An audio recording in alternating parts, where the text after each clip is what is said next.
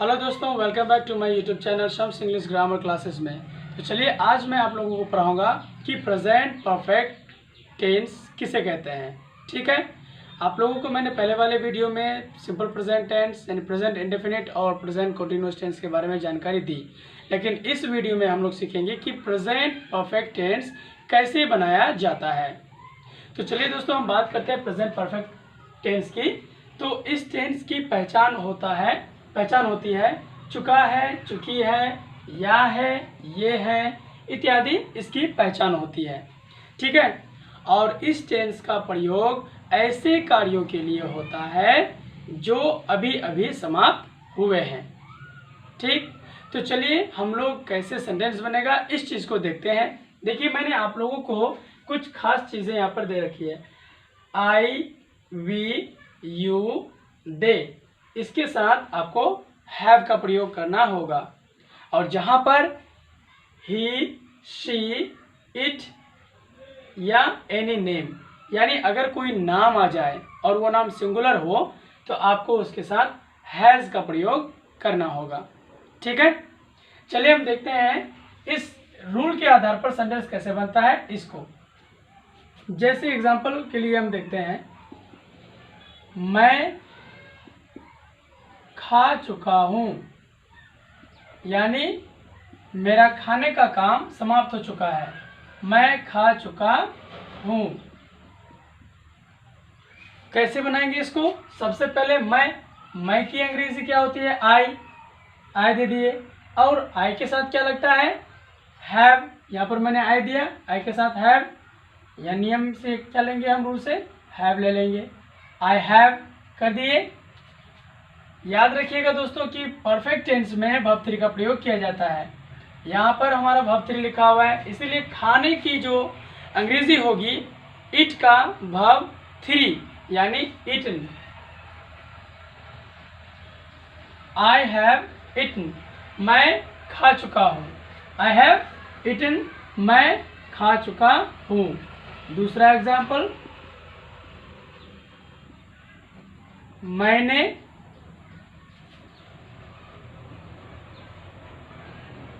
गाना गाया है। मैंने गाना गाया है या मैंने गाना गा लिया है, तो हम बोलेंगे आई हैव, सिंग का वर्ब थ्री SUNG देना है। ठीक है, संग।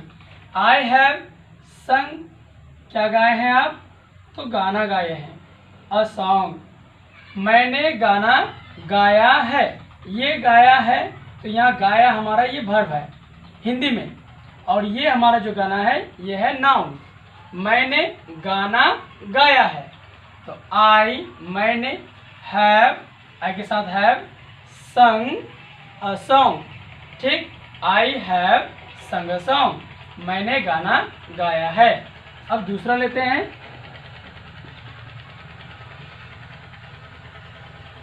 तुमने उसे देखा है। तुमने उसे देखा है, कैसे बोलेंगे? तुमने की अंग्रेजी यू के साथ हैव, यू हैव। ठीक है, यू के साथ है दे दिए।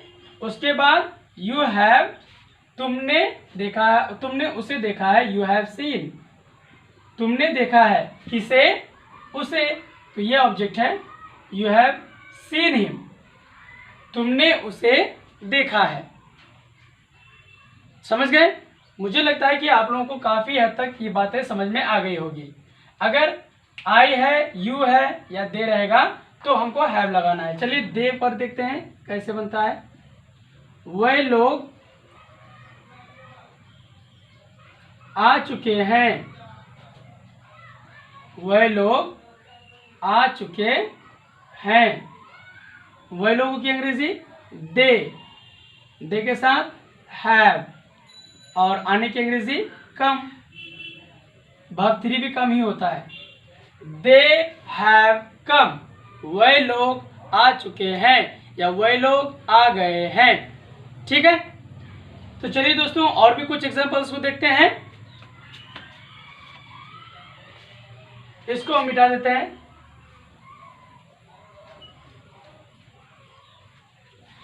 दूसरा है जैसे कि अगर हमारा आई भी ना आए, वी ना आए, यू ना आए और दे भी ना आए तो क्या करेंगे? अगर ही, शी, इट या कोई नाम आ जाए तो देखिए हम यहाँ पर समझा रहे हैं आपको।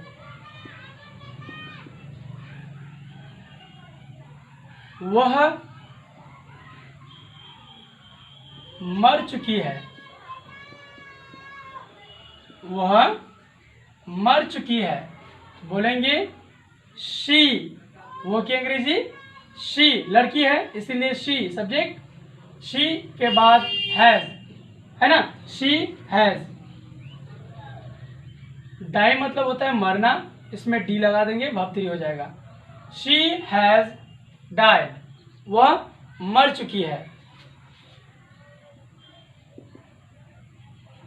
गीता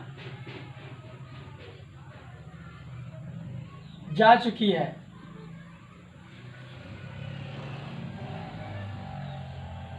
गीता जा चुकी है तो बोलेंगे गीता हैज गन।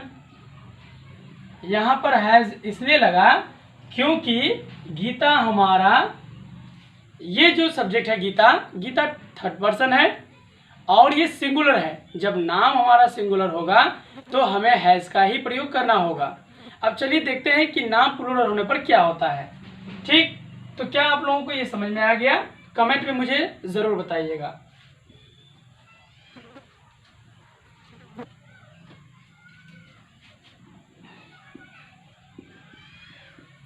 सीमा, गीता और रेखा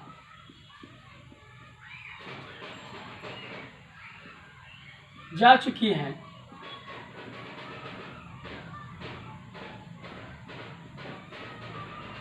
दोस्तों इसमें 3 व्यक्ति है, सीमा, गीता और रेखा। अब एक से अधिक नाम है तो चलिए देते हैं, ट्रांसलेट करते हैं हम लोग। सीमा, गीता और के लिए एंड रेखा। सीमा, गीता एंड रेखा। याद रखिएगा नाम का जो पहला अक्षर होता है, पहला लेटर होता है, वो हमेशा कैपिटल होता है। ठीक, Seema, Gita and Rekha have gone. Seema, Geeta और रेखा जा चुकी हैं तो बोलेंगे Seema, Gita and Rekha have gone. यहाँ पर हैज का प्रयोग नहीं करना होगा क्योंकि अब हमारा सब्जेक्ट सिंगुलर नहीं रहा, यानी सीमा, गीता और रेखा ये तीनों ही सब्जेक्ट के रूप में काम कर रहा है और ये तीनों ही प्लूरल है। क्या है? ये तीनों ही हमारा प्लूरल हो गया। तो जब हमारा सब्जेक्ट प्लूरल हो जाएगा तो वर्ब हमें प्लूरल देना पड़ेगा। समझ गए? Seema, Gita and Rekha have gone. इसी प्रकार और एक एग्जांपल लेते हैं। राधा, मोहन और रवि, या फिर कुछ भी ले लेते हैं जैसे रेखा। राधा, मोहन और रेखा आ चुके हैं तो बोलेंगे Radha, Mohan and Rekha have come. यहां पर नाम देख करके आप हैज का प्रयोग नहीं करिएगा। ये नहीं बोलना है कि Radha, Mohan and Rekha has come, ये सेंटेंस गलत होगा। हमको हर हाल में हैव का ही प्रयोग करना होगा। लेकिन अगर नाम हमारा एक ही हो, एक ही नाम हो, तो फिर हम हैज का प्रयोग करेंगे। नेगेटिव सेंटेंस कैसे बनाएं, ठीक है।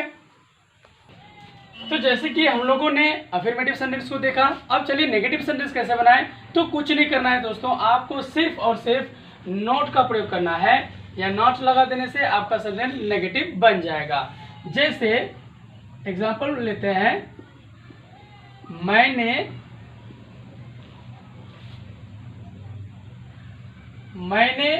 गाना नहीं गाया है, नहीं गाया है। मैंने गाना नहीं गाया है, सब्जेक्ट मैं, यानी कि मैंने, I have not sing, sorry, I have not sung. Verb 3, I have not sung, क्या नहीं गाया है, गाना, अ सॉन्ग। उसके बाद गीता वहां नहीं गई है, नहीं गई है। गीता वहां नहीं गई है, गीता वहां नहीं गई है। कैसे बनाए कि गीता वहां नहीं गई है, तो बोलेंगे Geeta has not, Geeta has not gone, Geeta नहीं गई है, कहाँ नहीं गई है, तो वहां, there. Geeta has not gone there, Geeta वहां नहीं गई है। दोस्तों आपको हैव हैज यानी ये जो एच भी यानी हेल्पिंग वर्ब आपको दिखाई दे रहा है, आप क्या करेंगे कि हैव हैज के बाद जस्ट नॉट का प्रयोग करेंगे। ये हमारा मेन वर्ब है, यानी हेल्पिंग वर्ब और मेन वर्ब के बीच में आपको नॉट का प्रयोग करना है नेगेटिव सेंटेंस में। ठीक, चलिए और भी कुछ एग्जांपल्स देखते हैं।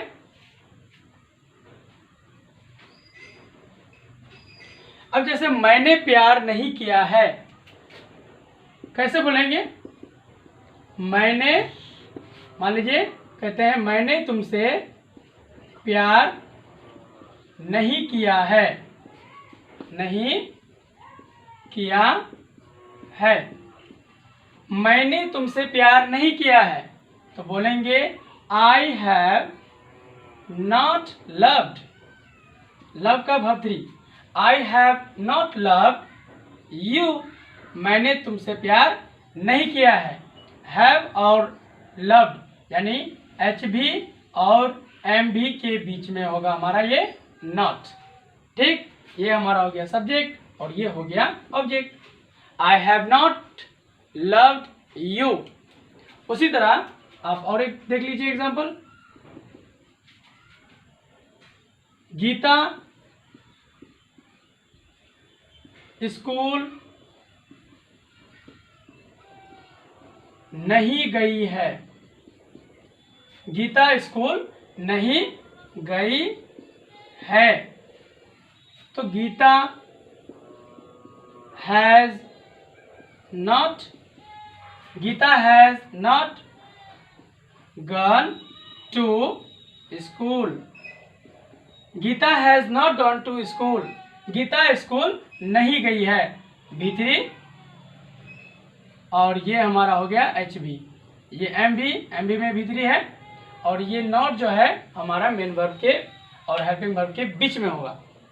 ठीक है, तो उम्मीद करता हूँ कि आपको अफर्मेटिव और नेगेटिव सेंटेंस अच्छी तरह से समझ में आ गया होगा।